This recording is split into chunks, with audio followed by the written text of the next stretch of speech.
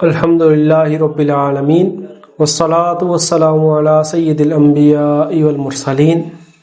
اما بعد فاعوذ باللہ من الشیطان الرجیم بسم اللہ الرحمن الرحیم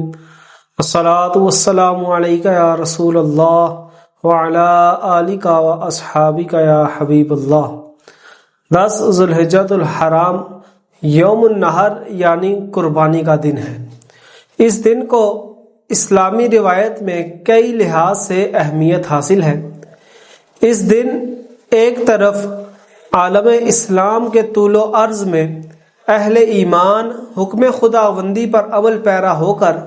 سنت ابراہیمی ادا کرتے ہیں، تو دوسری طرف حج کران اور حج تمتع کرنے والے حجاج کرام وادی مینا میں رب تعالیٰ کی رضا کی خاطر حج کے شکرانے کے طور پر قربانی ادا کرتے ہیں۔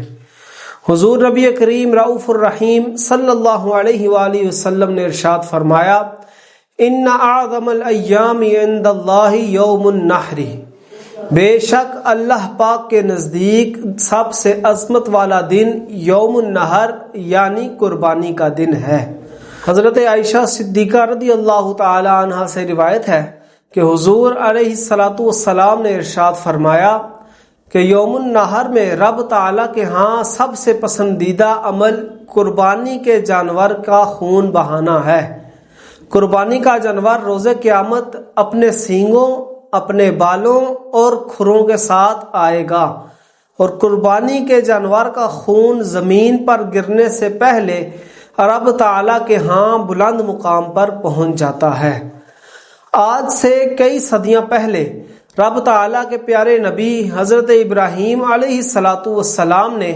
رب تعالیٰ کی رضا کی خاطر اپنے بیٹے کے گلے پر چھری رکھ کر عظیم قربانی پیش کی۔ جب حضرت ابراہیم علیہ السلام نے یہ قربانی پیش کی تب وہاں لاکھوں یا کروڑوں لوگ موجود نہیں تھے، تب وہاں انہیں کوئی بھی دیکھ نہیں رہا تھا۔ وہاں صرف ایک بلند شان والے والد اور ان کے شہزادے موجود تھے۔ غور تو کریے کہ ایک بلند شان والے والد اور اس کے بیٹے کا بالکل تنہائی میں اپنے رب تعالیٰ کی اطاعت اور فرما برداری میں مصروف ہونا۔ رب تعالیٰ کو حضرت ابراہیم علیہ السلام کی یہ قربانی اتنی پسند آئی کہ ان کا بالکل تنہائی میں رب تعالیٰ کی عبادت میں مصروف ہونا اور یہ عبادت کرنا اتنا پسند آیا کہ رب تعالیٰ نے اس کا اتنا چرچا کیا کہ آج ہمارے بچے کی زبان پر سنت ابراہیمی کا تذکرہ ہے، اور دنیا کے کونے کونے میں سنت ابراہیمی کو ادا کیا جاتا ہے۔ علماء کرام فرماتے ہیں کہ جو حضرت ابراہیم علیہ السلام نے قربانیاں پیش کی، نمرود کی آگ میں جانا قبول کرنا،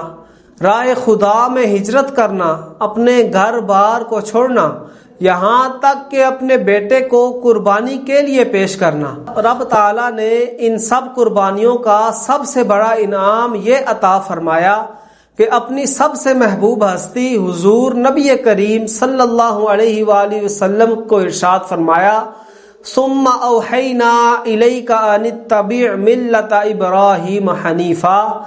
پھر ہم نے آپ کی طرف وحی بھیجی کہ آپ بھی دین ابراہیمی کی پیروی کریں جو ہر باطل سے جدا دین ہے۔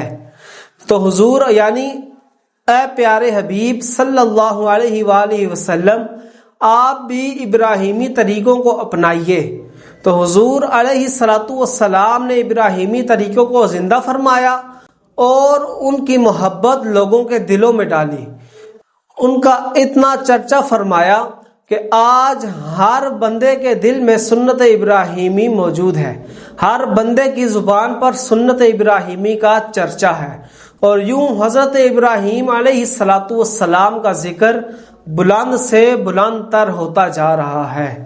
رب تعالیٰ سے دعا ہے کہ ہمیں اس دن کی عظمت کو سمجھنے کی توفیق عطا فرمائے، آمین، بجاہ النبی الامین صلی اللہ علیہ وسلم۔